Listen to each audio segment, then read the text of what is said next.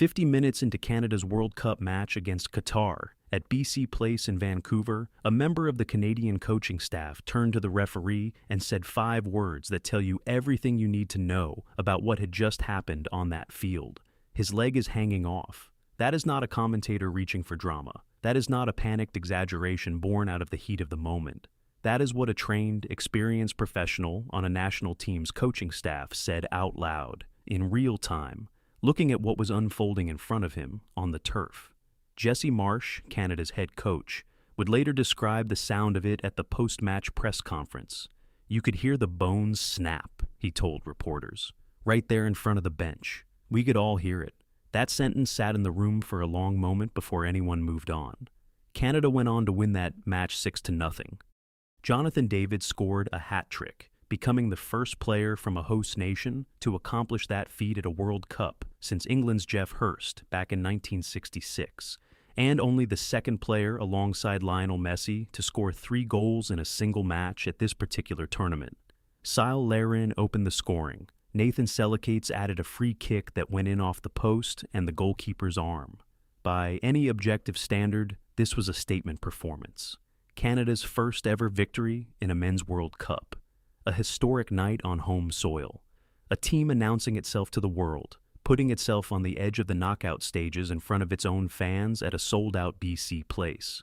Nobody is talking about the scoreline this morning. They are talking about Ismaël Koné, about the tackle that put him on a stretcher in the 51st minute, about the red cards, about the 2 benches that erupted at each other with the kind of raw, unfiltered emotion that the World Cup rarely produces outside of an actual final, and about what happened 14 minutes after Koné left the pitch, when one of his teammates ran straight to the touchline, picked up a jersey, and held it up to a crowd that was already standing. Let's go through exactly what happened, because this is one of those matches where the story has almost nothing to do with football tactics and everything to do with what happened to one specific person and how the people around him responded. First, you need to know who Ismaël Koné actually is, because to understand why this moment hit Canadian soccer the way it did, you have to understand the road that brought him to that pitch in Vancouver. Koné is 24 years old. He came up through CF Montreal, the same club that has produced some of the most important young Canadian talent over the last decade.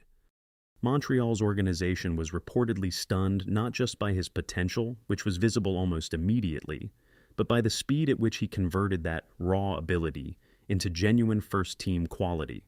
There was early interest from clubs in England, including a move to Sheffield United, that ultimately did not come together. He chose at that point to stay in Montreal and let his development run its course rather than force a transfer before he was ready. From there, his career took him through Watford, Marseille, and Rennes in Europe, a stretch that was, by most assessments including his own, inconsistent. There were flashes of quality, moments where you could see exactly what the fuss was about, but not the sustained run of form that fully establishes a player at the international level. The breakthrough came this season at Sassuolo in Italy's Serie A. Something clicked. He scored a deft-chipped goal against AC Milan earlier this year, set up another, and built what people close to the Canadian national team described as the most consistent stretch of his career, arriving just as the World Cup did. There is also history between Koné and Marsch that matters here, because it tells you something important about the relationship this injury actually disrupted. Last September, during a friendly against Romania, Koné was substituted off while Canada were leading and reacted with obvious public frustration. He stormed toward the bench, pushed back in Marsch's direction, and had to be physically restrained by a reserve goalkeeper. It was the kind of moment that could easily have created lasting friction between a passionate young player and his manager. Instead, both said afterward they had moved past it quickly. Koné spoke openly about how much the jersey meant to him, about what pulling on that uniform actually represented. A player who has shown, publicly and emotionally, exactly how much this team means to him, being the one carried off the pitch on a stretcher in the middle of Canada's most historic night, is part of why everything that followed landed as hard as it did, not just for the fans in the seats, but for every person inside that locker room afterward. Now to the match itself, and to what actually happened on the field before any of the chaos started. Canada were already in complete control before the 51st minute arrived, 3-0 at halftime. Jonathan David with 2 goals, Sile Larin with the opener. Qatar were already playing with 10 men. Homam Ahmed had been sent off in the first half for a last-man challenge on Tajon Buchanan. By every measure, this was a comprehensive victory, shaping up exactly as the form table suggested it might. And then, Qatar's Asim Madibo came in on Cone from behind. Cone had just played the ball to a teammate. The challenge arrived late, well after the ball had moved on, catching him from behind in a way that left him no time to brace, no chance to protect himself, not even a fraction of a second to prepare for what was about to happen. The reaction from everyone on the pitch told the story before any replay was needed. Madibo himself had his hands on his head almost instantly, the universal signal of someone who knows, in the very moment of contact, that something has gone seriously wrong. Players on the field immediately began waving toward the sideline for medical staff, before they had even started to gather around Cone. Canadian players rushed toward their teammate. Canadian team doctors placed an air cast around the injured leg almost immediately, a standard emergency measure used to stabilize a fracture before any movement is attempted. And as Cone lay on the turf being treated, players from both sides began clashing with each other, emotions completely overrunning the professional composure that normally holds during a stoppage like this. Multiple reports used the word brawl to describe what broke out between the benches as tempers flared around the stretcher. Referee Cristian Garay of Chile initially showed Madibo a yellow card. After a VAR review, the decision was upgraded to a straight red for serious foul play. Qatar, already playing with 10 men since the first half, were now down to 9. It was only the third time in World Cup history that a team had been reduced to 9 players. Canada Soccer confirmed on Friday morning that Cone had undergone successful surgery overnight to repair fractures to both his tibia and fibula, the 2 bones of the lower leg. He is expected to make a full recovery, the Federation stated in a formal announcement, but he will miss the remainder of the 2026 FIFA World Cup. According to widely reported accounts from Canadian media and transfer correspondent Fabrizio Romano, the expected recovery timeline is somewhere between 4 and 5 months, which means this tournament is almost certainly over for him before the knockout stages even begin. His teammates were visibly distressed watching the medical staff work on him on the turf. Stefan Eustachio, one of Cone's midfield partners, spoke for the entire dressing room afterward. "We are going to miss him," he said. "He has that X factor that our team really needs." As Cone was finally stabilized and wheeled away from BC Place on a gurney, the crowd at the stadium rose to its feet. A standing ovation for a player being taken to hospital in the middle of his own team's most historic match. Fans were reportedly chanting his name as he was carried off. And from the gurney, Cone gave the crowd a thumbs up and waved as he disappeared down the tunnel. That image, a 24-year-old with a broken leg waving to his home crowd while heading to surgery, is the one that circulated more widely than any goal highlight from that match. Marsh confirmed at the post-match press conference that he had not yet spoken directly with his player because Cone was still in surgery at the time. His mother and family were at the hospital with him. Marsh said he intended to go see Cone personally as soon as the press conference concluded. Canada Soccer later confirmed that Cone would remain in hospital for one more night before rejoining the team once he was released and cleared. 14 minutes after Cone was wheeled off the pitch, Nathan Selikits struck a free kick that caught the inside of the post and came back off the goalkeeper's arm and into the net. As Selikits wheeled away to celebrate, he formed the number 8 with both hands, Cone's squad number. Then he ran to the touchline, picked up Cone's jersey, which had been placed there, and held it up for the entire stadium to see. By every account from people who were inside BC Place, the response from the crowd was even louder than the ovation that had greeted the goal itself. That kind of tribute does not get scripted. Nobody draws that up on a whiteboard before kickoff. It happens because a group of people genuinely care about the person who was just taken off the pitch on a stretcher, and they wanted him, wherever he was at that moment, to know it. Now here is where the story gets more complicated, and where the post-match fallout became its own separate controversy. At full time, with Canada having extended their lead to complete the 6-0 scoreline, there was a clear and widely reported altercation on the pitch between the Canadian and Qatari benches. Jesse Marsh and Qatar head coach Julen Lopetegui were involved in a heated exchange captured by multiple cameras, Footage shows Marsh thrusting his arms into the air and walking away from the Qatari dugout, visibly frustrated. Members of Qatar's bench and support staff reportedly continued confronting the Canadian coaching team, requiring Canada's assistance to step in before the situation escalated further. Players from both sides were involved in shoving and angry exchanges on the pitch. The story of Julen Lopetegui himself adds a layer of context worth understanding. The Spanish coach was famously dismissed as Spain's national team manager on the eve of the 2018 World Cup in Russia, just hours after his appointment as Real Madrid manager was announced publicly. He never got to take charge of a single World Cup match with Spain. He spent the years that followed managing Sevilla, Wolverhampton, and West Ham before being appointed Qatar's national team coach in May of 2025, specifically to prepare them for this tournament. In a very real sense, Vancouver on Thursday night was the first World Cup match Lopetegui had ever managed in his entire coaching career. His reaction to the evening's events and his post-match confrontation with Marsh has to be seen partly through that lens, though context explains rather than excuses what played out on the field and around it. FIFA's disciplinary committee has since launched a formal investigation into the incidents. Both national federations are reportedly under scrutiny for failing to control their personnel, and FIFA is reviewing whether individual players, coaches, or staff members used language or actions that escalated the disorder. Depending on what the review concludes, bench bans and financial penalties are both on the table. The assessment reportedly includes whether either coach's conduct during the post-match exchange contributed to the broader breakdown in composure from both sides. Marsh said almost nothing publicly about the Lopetegui confrontation itself. His only comment was characteristically blunt. "I am not wasting a single second talking about that," he told reporters. "Not worth any of our time." What he was willing to discuss at length was his reaction to how the Qatari bench responded to the red card in the moment. Marsh described it as very strange behavior. He said he could not understand how an entire bench could be arguing that the sending off was wrong, while one of the opposing team's players was lying on the ground with a broken leg in front of them. A clear foul that broke a player's leg, Marsh said, and their reaction was to dispute the decision. That, in his own words, was what he found genuinely inexplicable.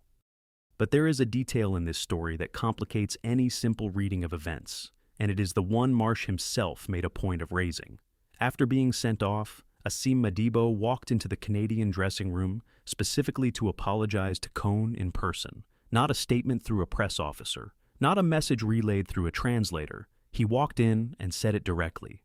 Marsh confirmed this happened. Cohn himself told his own teammates the apology had come, and Marsh was careful to say he did not believe Madibo intended to cause an injury of that severity. "I don't think he meant such a gruesome situation," Marsh said. "I don't fault him for that." Two very different responses to the same incident from the same team within the same hour. The player who made the challenge walked into the opposing locker room and apologized. The bench that witnessed it spent the same period contesting the referee's decision. That tension between individual accountability and collective reaction sits at the heart of what made Thursday night so layered and so difficult to process. Now, for the football story running underneath all of this, because it genuinely deserves attention, even amid the emotion.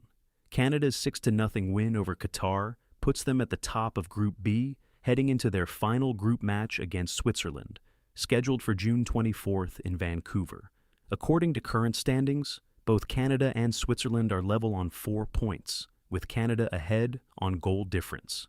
A draw, or better against the Swiss, confirms Canada's place in the round of 32 for the first time in the modern tournament era. This is the moment that Canadian soccer has been building toward for years. Jonathan David's performance on Thursday deserves its own recognition. His hat trick made him the first player from a host nation to score 3 times in a World Cup match, since Geoff Hurst did it for England in 1966. He was also the first Serie A player to score a World Cup hat trick, since Roberto Baggio managed it in 1998. At Juventus this season, David produced a remarkable campaign, and the form he brought into this tournament has been the best stretch of his professional career. What he did at BC Place on Thursday night, on his country's home turf in front of his own people, is the kind of performance that defines how a career gets remembered long after the standings are filed away. Alphonso Davies, meanwhile, is still working his way back. Canada's captain has not played for the national team since March of 2025, when he tore his ACL in the CONCACAF Nations League finals. His recovery was long and complicated, with Bayern Munich also reportedly cautious about his availability during the Champions League season.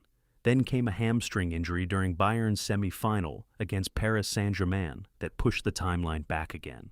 Marsch has been careful not to publicly pressure his captain to rush back before he is physically ready. Davies has been limited in training and remains in return-to-play protocol ahead of the Switzerland match. Whether he features on June 24th remains genuinely uncertain as of Friday morning. The broader context of this tournament matters too. The United States, Canada, and Mexico are co-hosting this World Cup, the first time three nations have shared the responsibility in the competition's history, and the first tournament to feature 48 teams rather than 32. For Canada specifically, this is not just about qualifying for the knockout rounds. It is about what this tournament means to a country that has waited generations to see its men's national team compete at a World Cup on its own soil. The political backdrop has also been present throughout the build-up, with Canada and Mexico both having been targeted early by tariff measures from Washington after President Trump's inauguration, adding a layer of tension to what was always going to be a complicated co-hosting arrangement. Thursday night was supposed to be an uncomplicated celebration. Instead, it became one of those nights that shows you the full spectrum of what sport at this level contains. Marsch used the word shaken to describe his dressing room after the injury. He drew a direct comparison to the moment in 2024 when Tajon Buchanan suffered a serious injury in training that ended his own tournament hopes before they began. That word shaken is carrying real weight. This was not a tactical setback. It was watching a teammate and friend be carried off on a stretcher in the middle of what should have been the proudest night of his career, while his family sat in the stands and later rushed to a hospital they had not expected to visit that evening. And yet, by Marsch's own account, the dressing room found a way to refocus and finish the match. Not because they had moved past what happened, but because finishing the job was what they believed Kohn himself would have wanted from them. "There are a lot of thoughts going through our heads right now," Marsch said. "We are all thinking about him, but we are all very proud of who we are." That phrase, "proud of who we are," is doing real work in this moment. It is not post-match polish for the cameras. It is a statement of identity from a team that just won its first ever World Cup match by 6 goals, while one of their most important players was in surgery, and found a way to hold both of those realities at the same time without letting either one cancel out the other. World Cup soccer produces moments like Nathan Selikic's tribute celebration precisely because of what is actually at stake for the people involved. Not just the result, not just the points or the bracket position, but the people wearing those jerseys, the years of preparation, and the things that only become visible between teammates in exactly these kinds of moments. The standing ovation inside a sold-out stadium for a player being wheeled to hospital is a reminder that underneath every result and every statistic, this is a human game played by people who care deeply about each other and about what they are representing. The confrontation between Marsch and Lopetegui and between both benches is a reminder that those same human stakes can spill into something messier and harder to look at when emotions run that high. Nobody came out of that exchange looking composed. Neither manager seemed eager to revisit it in front of reporters afterward. FIFA is now involved, which means the formal review will follow regardless of what either federation would prefer. What happens next is genuinely open. Kohn's recovery from a double fracture of the tibia and fibula, with surgery already successfully completed, is expected to take between 4 and 5 months at minimum. This World Cup is almost certainly over for him. For a player who had just found the most consistent form of his career at precisely the moment it mattered most, that is a brutal outcome in every sense of the word. Canada moved forward with a squad that has shown extraordinary quality on the pitch and genuine solidarity off it. They go into their final group match against Switzerland on June 24th, carrying more than just 4 points and a favorable goal difference. They are carrying Kohn's number 8 with them. And if Thursday night at BC Place is any indication of who this team actually is, they are not going to let themselves or him forget it.